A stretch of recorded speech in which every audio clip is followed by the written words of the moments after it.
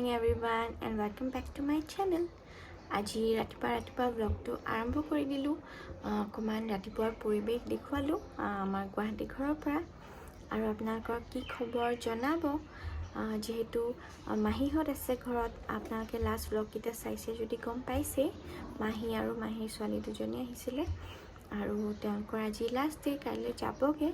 সেইকাৰণে ভাবিলোঁ যেহেতু ব্লগ বনাই আছিলোঁ, আজিও ব্লগ এটা বনাওঁ আৰু দিনটো কি কৰোঁ আপোনালোকক দেখুৱাওঁ। চাই থাকিব ব্লগটো।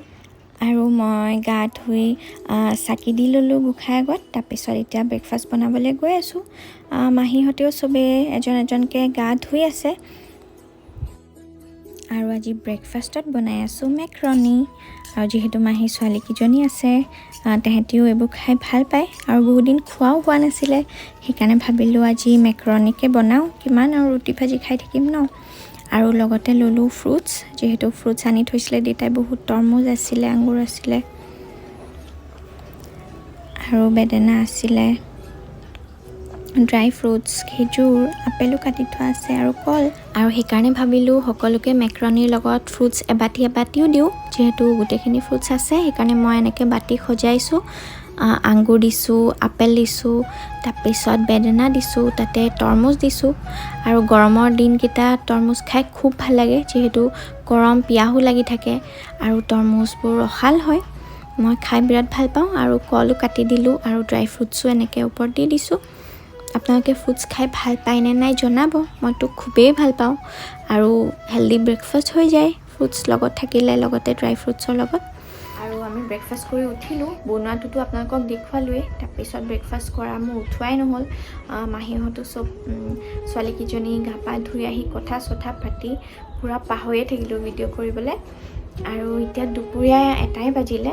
আজি আমাক মাহঁতৰ ঘৰত দুপৰীয়া সাজ খাবলৈ মাতিছে। যিহেতু মাহীহঁত আছে, যোৱাই হোৱা নাই মা ঘৰ ওচৰতে যদিও এইকেইদিন ঘূৰি ফুৰি আছোঁ, সেইকাৰণে দুপৰীয়া সাজ খাবলৈ মাতিছে। আমি এতিয়া তাতে যাম। ভাবিলোঁ আপোনালোকক কৈ লওঁ, নহ'লে থাকিয়ে যায়, কথা পাতি পাতি পাহৰিয়ে যাওঁ ব্লগিং কৰি আছোঁ বুলি। ব'লক তেন্তে গৈ থাকোঁ মাহঁতৰ ঘৰলৈ। আৰু আবেলিও মাহীহঁতৰ কিবাকিবি প্লেন আছে, দুখনমান ঘৰ যাবলৈ আছে। মাহীহঁতৰ ৰিলেটিভ যিহেতু আছে ইয়াত, যোৱা হোৱা নাই। আজি তালৈকে যাব মাহীহঁত। আজি আমি নাযাওঁ চাগে লগত, মাহীহঁতে যাব। সেইকাৰণে এতিয়া মাহঁতৰ ঘৰত যাওঁ, তাতে আপোনালোকক দেখুৱাম। চাই থাকিব ব্লগটো। আৰু এজ ইউজুৱেল মাহঁতৰ ঘৰত আহি ভিডিঅ' কৰিব পাহৰি গ'লোঁ। অহা বহুত টাইম হ'ল, আকৌ আহি এতিয়া মই ভিডিঅ' কৰিছোঁ। যেতিয়া মনত পৰিছে অলৰেডি চবেই ভাত খাবলৈ বহিলেই, সেইকাৰণে ভাবিলোঁ অকণমান মাহঁতৰ এনেই ড্ৰয়িং ৰুমটো দেখাই দিওঁ আপোনালোকক কেনেকৈ থৈছে। সেয়া আৰু চবেই ভাতৰ পাতত বহিলেই তেতিয়া মোৰ মনত পৰিছে ভিডিঅ' কৰি আছিলোঁ বুলি। সেইকাৰণে পটককৈ দেখাই দিওঁ মায়ে কি কি যোগাৰ কৰিছে। আৰু এয়া চবেই বহিছে ফাৰ্ষ্ট বেটছটো, মা আৰু মই পিছত বহিম। এতিয়া কিবাকিবি লাগিব পাৰে বুলি আমি দুজনী বহা নাই আৰু মই সেইকাৰণে ভিডিঅ' কৰি লৈছোঁ। সেয়া মা দুজনীয়ে বিলাই আছে আৰু বহুত দিনৰ মূৰত একেলগে এনেকৈ খাই বহুত ভাল লাগে। মাহীহঁত মোৰ বিয়াতে অহা, তাৰপিছত অহাই নাছিলে। ছোৱালীকেইজনী আহিছিলে। আৰু এইখিনি হৈছে বইল চিকেন, মোৰ শহুৰ দেউতাই বনাই আনিছে, বহুত টেষ্টি হৈছিলে। লগতে এইবোৰ মায়ে বনাইছে, বিলাহী টক, দাইল, চালাড। মই ভালকৈ দেখুৱাম বাৰু। এতিয়া মাহঁতে বিলাই আছে, চবে খাই আছে। এয়া মাছৰ জোল বনাইছিলে, ইফালে চজিনা বনাইছিলে ৰঙালাও আলু দি, দাইল, মাছ ফ্ৰাই আছিলে, বইল চিকেন, বিলাহী টক আৰু ভেন্দি ভাজি।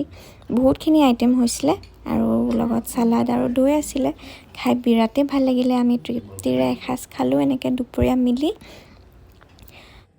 আৰু আজি ব্লগটো ইমান বেছি দীঘল নকৰোঁ, সৰুকৈ ব্লগ এটা বনাইছিলোঁ, ইমানতে এণ্ড কৰোঁ। আশা ৰাখিলোঁ আপোনালোকে ব্লগটো চাই ভাল পাব বুলি। Bye bye everyone.